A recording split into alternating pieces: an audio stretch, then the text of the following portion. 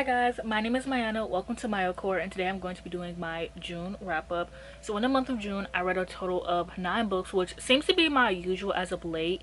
And at first I just felt like so guilty, but like now I'm kind of just like, it's whatever. This month I only read 2 books that I physically own, and one of them I actually also got this month.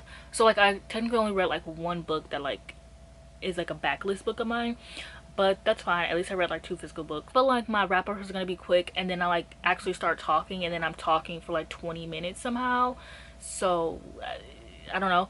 But the first book I have is Swanson. I got into Ellen Hilderbrand this month. Ellen Hilderbrand writes a lot of like summer beach reads, and a lot of her books take place in Nantucket. I think she actually is stopping that now, but at least the ones that I've been reading have been taking place in Nantucket. They're very much like white mom like beach reads, but honestly they're so fun, they're so quick, they're entertaining, they have a lot of drama. Like I don't know, they're interesting to me. Like they're a fun time. First one I read is Swan Song. This one is the 4th book in the series, but I didn't really care to read any of the other books in the series. So this book, there's a lot of characters in these books. Even with a lot of characters, there's also jumping in timelines. You're going back and forth. A group of families that like always hang out with each other and stuff, and there's this like newcomer that comes in, and at the start of the book there is a house on fire and a missing person, and so you're following that. I gave it 3 stars. It was very interesting. I just couldn't like fall in love with any of the characters. I didn't fall in love with any of the characters. I didn't really care to. Like they weren't really that interesting to me. So I don't know, it was fun though. Like it felt like I was like in on the drama. It felt like I was there. It felt like I was just like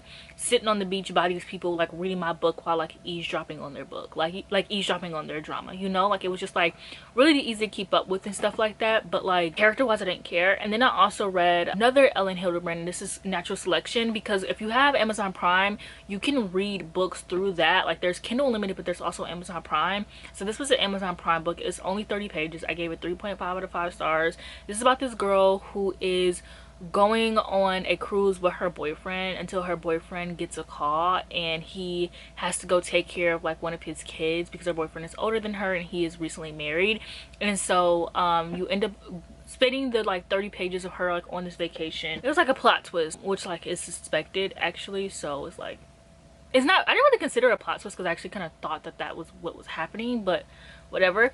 I read Cosmic Love at the Multiverse Hair Salon, and this is actually me, Jake, and Mika's book club pick. We do have a book club with just the 3 of us where we pick a book every month, and most of us don't even read them. We just pick a new book every month and like don't read them, and it's fun, it's cute. Jake actually picked this after I read this, and I convinced him, it was one of his choices, and I convinced him to pick that because I just wanted to feel good about myself for reading one of our book club picks for once, because I haven't read a book club pick since mine in February. So this one I gave 2.5 to 5 stars. This one is a timeline, like time travel type of book. It's about this girl who ends up like getting a text from like a wrong number, and she's like texting with that person, and then someone ends up like finding her and be like, hey, how are you texting this number? And she's like, I'm texting it. And they're like, she's actually been missing for months. So it's actually like, it's dual timeline in the sense of like, there's not like dual timeline. I don't even know how to explain it. This book I will say is for fans of the 7-Year Slip, but if you wanted it more sapphic. I just didn't really like it. I don't really like time travel in books, and I know that. I just feel like I like time travel in like sci-fi books, but it just has to make sense to me, because I cannot get over the fact that like when you do something it will change like the slightest thing in the timeline. So it just doesn't make any sense to me. Like I don't know, I hate that. It's just something I'm really picky about. It only works for me in sci-fi.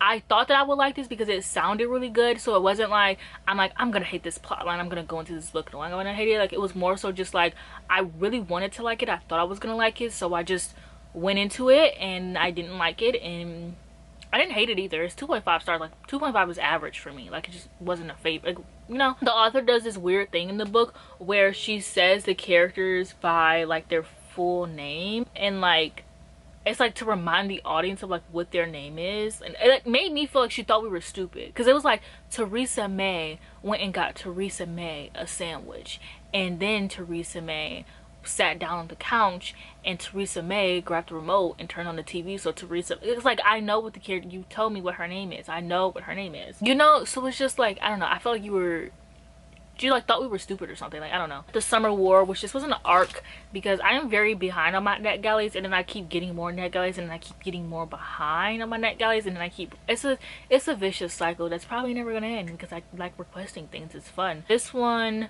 was about this girl who ends up cursing her brother. I forget, it's either like he'll never do anything in life, or like he'll never find a love or something. He ends up cursing her because like she's mad at him, and so she's mad at him, so she ends up being like, you're never gonna go anywhere in life, and that actually ends up like cursing him. And so they go on this journey to like undo the curse, and there's like this war going on. It's by Naomi Novik. I loved her. I thought this was fine. I actually do wish that this was longer. I think this could work as a full-length novel. I think short, I was just kind of like bored most of the time. And I feel like if it was longer, it would have made more sense. The Scholar and the Last Fairy Door, and this is a 5-star read. This is actually now one of my favorite books of all time. This was so fucking good. This is about this girl whose brother goes off to war, and he comes back cursed by fae because there's like this door that was open, and there's a bunch of fairy that got out and attacked a bunch of people, and his friend ended up saving him. But now he has this like, it's not a curse, but like it technically is a curse. He has to like stay indoors at nighttime, or else he'll want to go to that fairy door, and then once he goes through that fairy door, he's not going to come back alive. And so the main character, who is human, decides that she wants to learn magic so that she could free her brother.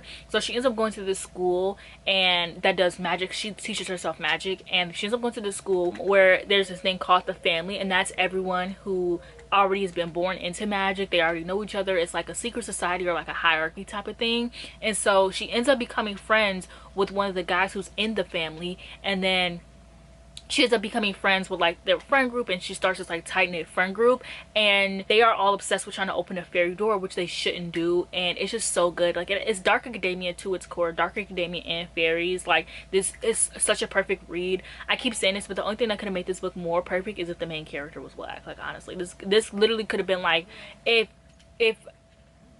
that were the case. Like I don't know, I still love the book though. I'm just saying, like the only thing that could make this like my perfect, because I have like a thing of like what I want my perfect book to be, and this is like, this is that, but it would be even more that if the main character were black. This was really good. I really like the secret society. I really like the whole family. There's like a part in like the last third that almost lost me, but actually once I got to the end, it got me back again, and I realized like why it was written the way it was written, and I definitely understand that. And it was so good.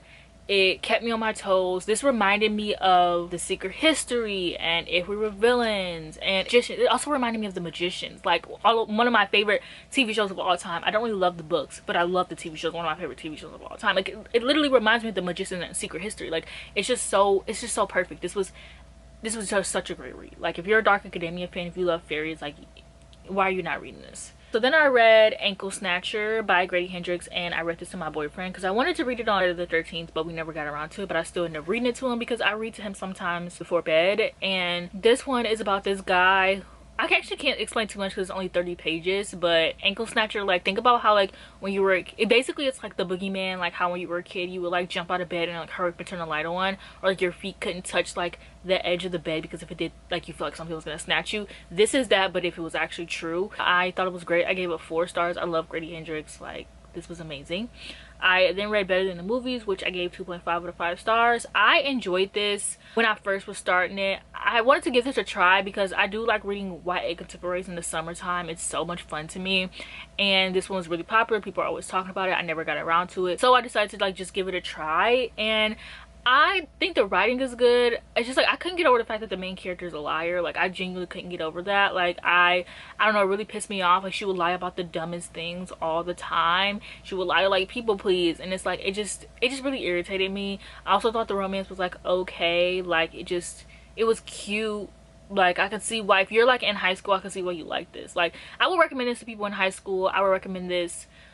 But like if you're an adult and you've been well read in YA, I don't think that this is anything like, you know. But I mean, if you really like romance, then like yeah, it's just like I don't know, it wasn't for me personally, but I don't think it was a bad book. And then the last book I read this month was Foolish Hearts, which I was reading Foolish Hearts and Better Than the Movies at the same time, and I enjoyed Foolish Hearts so much more, which is why I realized that I need to give Better Than the Movie 2.5 because it was subpar. But like this one I had fun with. I just didn't love anything about it. This one is about this girl who goes to this school where she kind of feels like an out, because she has friends but not really, and like she has friends outside of the school. Like she has a best friend, and her and her brother and her best friend and her sister, they all play like this game. It's called like, I forget, Battle Heart or something like that. That's like this like online game that they all play together. So it's like they have their own tight-knit group, and but when she goes to school she feels alone, and so she ends up working on this school play, and she like sews the costumes, and she ends up like having a romance with one of the guys in the play. I thought that this was fine. I really loved the like friendship aspect and the character growth, and I thought the romance was cute, but it just wasn't nothing that like I was like rooting for, or like nothing swoony or nothing like that I was just like, oh my gosh, it's just like so like, it was just like cute. It was simple. Like this is something that you read in high school. Like this is something that I would recommend to a high schooler.